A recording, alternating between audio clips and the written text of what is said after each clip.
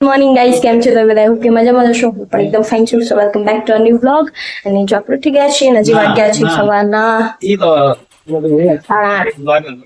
જો આપણે ટિફિન બનવાની તૈયારી થાય છે. મમ્મી જો બનાવે છે. મમ્મી હાય, ગુડ મોર્નિંગ, જય શ્રી કૃષ્ણ. સુવિચાર હમણાં ઓકે, તો શું બનાવો છો? આજે છોલે ચણા વઘારું છું. ઓહો, અને જો રાઈસ એક બાજુ થાય છે.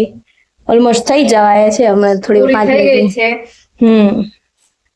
હિંગ રહી ગઈ લેવાની. લો અરે તો આપણે પેલા જોઈ લઈએ મમ્મી કેવી રીતે શું બનાવે છે. તો જો પેલા આપણે વઘારમાં તમાલપત્ર, બાદિયા અને લવિંગ એટલું વસ્તુ એડ કરી લીધું છે. આમાં વઘારમાં કઈ ન હોય એટલે આપણે હિંગ નાખી,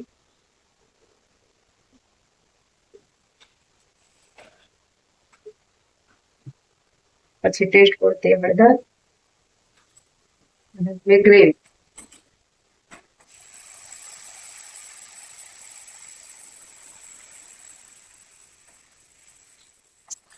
ગ્રેવી ને છે ને સતત હલાવતા રહેવાનું જ્યાં સુધી તેલ છૂટું ન પડી જાય ને, ગ્રેવી કાચી ન લાગવી જોઈએ. તો જો ગાઈસ આપણી છે ને ગ્રેવી તો શેકાઈ ગઈ, દિવાલ ભરી રહી પણ છાટા ઉડી દિવાલ ભરી ગઈ અને ગ્રેવી એટલી ઉડે ને નકરું દજાડે છે. તો હવે ચણા આપણે ચણા એડ કરી દઈશું. યસ, એ ઉડે છે યાર, આખો ગેસ ભરી રહ્યો છો ગાઈસ. કઈ નહીં, ધોઈ નાખ.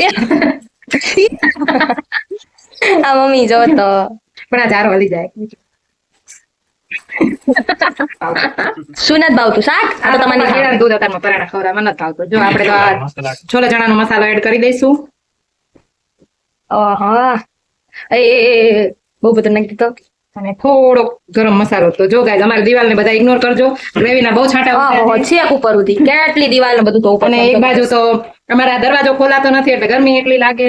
દરવાજો ખુલ્લો રાખી તો પવન આવે, ગેસ ચાલુ નથી રહેતો એટલે બધી બાજુની તકલીફ પડે છે. અમારે બહુ સ્ટ્રગલ કરવું પડે.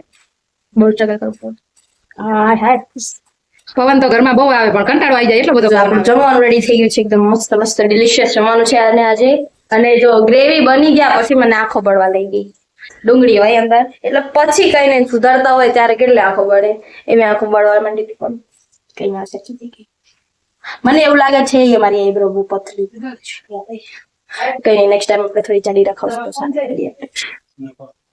પપ્પાનો ફોન જોતી છે તો એમાં એક સરસ સુવિચાર મને મળ્યો. તો આપણે એ સુવિચાર આજે આપણે વાંચીને સંભળાઈશું બધાને.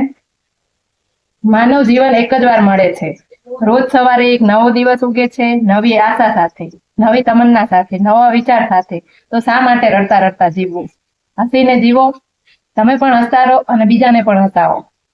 જિંદગીનો આ નિયમ રાખો. જય શ્રી કૃષ્ણ. આજનો સુવિચાર બહુ મોટો નો અવાજ ના તમને આયો? હા, નહીં લીધું તમે તો. પોતે ખુશ રહો, બીજાને ખુશ રાખો એમ. કોઈને દુખી કરવાથી કઈ હાથમાં આવે. તો બસ જો આવો કઈ દિવસ ચાલે છે આપણો. છમણો કઈ કેવું નથી ગાઈઝીસ ને. બસ જો કઈ નહીં, હવે આપણે ટિફિન બનાવી લીધું. સવારમાં ખાવા બેસી ગયા છીએ ચણા અને ભાત ખાવાનું, કેમ કે જોયા પછી રેવાયું નહીં. એટલે મેં કીધું ચાલો ભૂખ લાગી છે આપણે ખાઈ નહીં.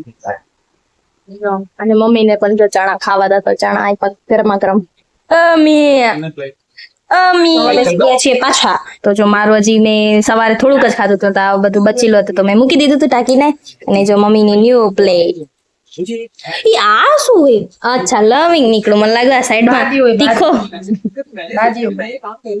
બહુ ભાવતા લાગે. ચૈના જો મસ્ત ડિલિશિયસ થાળી ભરી છે મમ્મી આખી આખી. કટ નહીં કરવાની તો કઈ નહીં. ચાલો આપણે લઈએ. તમે ચલો બધા છે સાંજના 6 અને આપણે બપોરે બહુ થોડીક વાર સુતા હતા, 4:30 કે 2:30 વાગે અમે જો ને બધા વાતો કરતા હતા, હું, મમ્મી, મૌલિક ને પછી ઘણી વાતો કરી. પછી ઘડીક સુતા તો હું ગાઈ ગઈ. પછી 4:30 ઉઠી ગયા હતા. બસ જો અત્યારે ઝાડુનો એક વ્લોગ આવ્યો હતો ફાર્મ હાઉસ, એ જોઈ લીધો અમે. અને બસ જો રેગ્યુલર કામ કરતા હતા ત્યાં સુતા બધું સરખું કર્યું, કચરો વાળ્યો અને બધું નોર્મલ થોડો ઘણો નાસ્તો ભૂખ લાગી હતી ને આપણે મસ્ત પૂરી ખાધી આપણે. અને શું હવે મમ્મી કે છે કે આપણે જઈએ એક અહીંયા અમારે પાછળ એક જગ્યા છે ત્યાં કપડાં જોવા માટે જવું છે તો મમ્મી કે છે અત્યારે જઈએ તો જોઈએ હવે જઈએ કે ના જઈએ. અને જો મારું આજનું લુક છે એ જગ્યાએ કપડાં જોવા ગયા તો ત્યાં કપડાં મળ્યા નથી બહુ સારા અને મમ્મીને શરમ આવે છે રોડ ઉપર તો એમનું મોઢું જો કંઈક અલગ જ દેખાય કેમ કે જો અમે કપડાં અમારા બાજુવાળા નેબર જે અમારા ભાભી છે એ લઈને આયા એમને મને કીધું કે તું જજે તને સારા સારા કપડાં મળશે અને એ જે લાયા હતા બહુ જ મસ્ત હતું બ્યુટીફુલ ડ્રેસ હતી તો મેં જોયું પણ કદાચ થી સોલ્ડ આઉટ થઈ ગયું કેમ કે હજી ન્યુ ઓપન થયું છે અને સેલ હશે એટલે કદાચ સોલ્ડ આઉટ થઈ ગયું ધેટ્સ વાય તો કઈ નહીં ચલો આપણે હવે ઉદાસ થયા વગર ઘરે જઈશું અને પછી નેક્સ્ટ ટાઈમ બીજે ક્યાંથી કપડાં જોવા જઈશું ત્યારે તમને ફ્રી થઈ ગયા છીએ અને હવે આપણે ખાઈ પીને મસ્ત ફ્રેશ થઈ ગયા છીએ અને નવરા પણ થઈ ગયા છીએ બધું કામ પતી ગયું અને જો આપણે બહાર બેઠા છીએ હું છીએ ભાભી છે પછી જો આંટી છે અને મમ્મી જો બહાર વરસાદમાં પલળે છે પહેલી વાર બ્લોગમાં લીધા આંટી ને ભાભી ને હું આમની પાસેથી જ રાજસ્થાની શીખતી હતી મેં થોડી ઘણી રાજસ્થાની બોલી હતી તો આમને જ મને શીખવાડી હતી એટલે બધી હતી અને હા જો મસ્ત વરસાદ આવે છે ને જો મમ્મી પલળે છે હું તમને બતાવું બધાને વરસાદમાં પલળો છો બહુ વાદળ તો છે ને દેખાશે નહીં પણ જો થોડો થોડો છાંટા આવશે અને જો આપણો રોડ એકદમ પલળી ગયો છે પણ અહીંયા ઠીક ઠીક બહુ વરસાદ આ બધું પડે બાકી તો ઠીક ઠીક બહુ કઈ વરસાદ નથી આવતો તો બસ જો આપણે વરસાદમાં પડીએ છીએ અને બહાર કોશિશ કરીએ છીએ